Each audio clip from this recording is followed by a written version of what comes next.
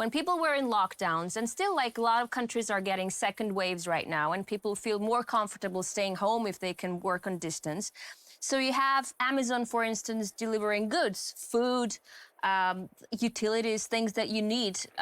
You don't need But to go to those the are store. horrible because they track you.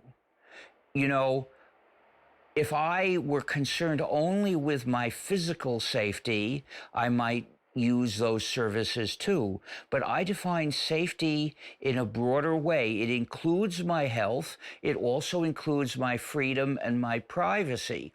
And therefore, I never use those disservices that require people to identify themselves. And they do. To get food delivered that way, you have to identify yourself in order to pay. You can't pay cash.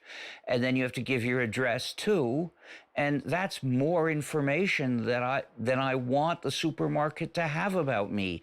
So I go to a supermarket wearing a mask, of course, and keeping my distance from people, and I pay cash, and then I carry my groceries back.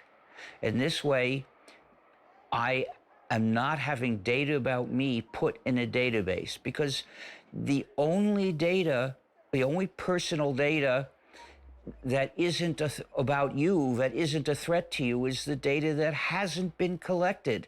It's a distraction to talk about protection of data in the databases, because the real way to protect your privacy is make sure that data isn't collected about what you do or where you go or who you talk with or what you say to them.